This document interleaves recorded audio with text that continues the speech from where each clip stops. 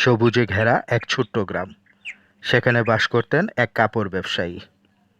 তার ছিল একটি ঘোড়া ও একটি বিশ্বস্ত কুকুর। কুকুরটিকে তিনি নিজের সন্তানের মতো স্নেহ করতেন। কুকুরটিও সবসময় তার সাথে সাথেই থাকত।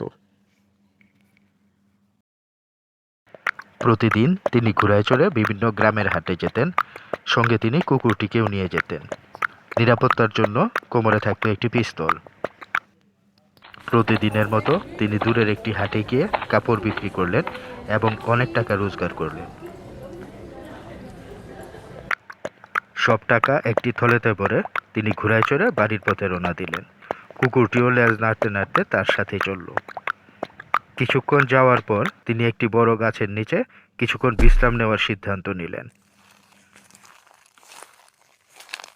টাকার থলেটি তিনি পাশে রেখে কিছু খাওয়া দাওয়া করলেন।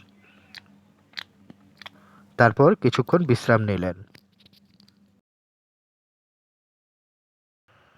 কিছুক্ষণ পর তিনি উঠে আবার যাত্রা শুরু করলেন, কিন্তু তাড়াহুড়োয় তিনি টাকার থলেটি গাছের নিচেই ফেলে গেলেন।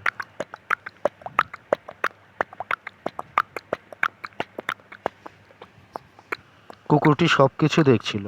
সে ভাবল তার মালিক ফিরে আসবে, কিন্তু তার মালিক আর ফিরে আসলো না।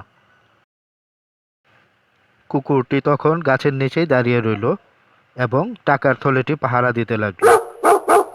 সে দেখতে পেল তার মালিক অনেক দূরে চলে যাচ্ছে।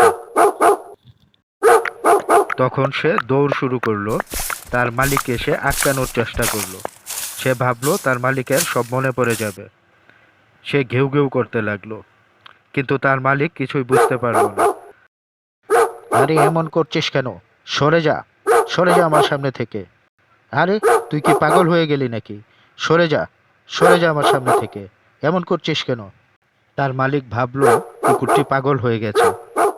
উপায় না দেখে তিনি কুকুরটিকে গুলি ছুড়লেন। তারপর তিনি ঘোড়া ছুটিয়ে চলে যেতে লাগলেন। হঠাৎ তার টাকার থলের কথা মনে পড়ল। তখন তিনি ঘোড়া ছুটিয়ে দ্রুত সেই বিশ্রামের স্থানের দিকে যেতে লাগলেন। সেখানে গিয়ে তিনি যে দৃশ্যটি দেখলেন তা দেখে তার বুক কেঁপে উঠল। তার বিশ্বস্ত কুকুরটি টাকার থলের উপর মাথা রেখে শুয়ে আছে। তিনি কুকুরটির কাছে গিয়ে হাঁটু গেড়ে বসে পড়লেন। হাউমাউ করে কান্না করতে লাগলেন। যে কুকুরটিকে তিনি সন্তানের মতো স্নেহ করতেন, সেই কুকুরটিকেই তিনি গুলি করে মেরে ফেললেন। আর কুকুরটি তার শেষ নিঃশ্বাস পর্যন্ত মালিকের সম্পদ পাহারা দিয়ে গেল। তাই রাগের বশে কখনো কোনো সিদ্ধান্ত নেওয়া উচিত নয়। আর যে সত্যিকারের বিশ্বস্ত, তাকে না বুঝে সন্দেহ করলে তার মূল্য একদিন গভীর অনুশোচনার মধ্য দিয়ে দিতে হয়।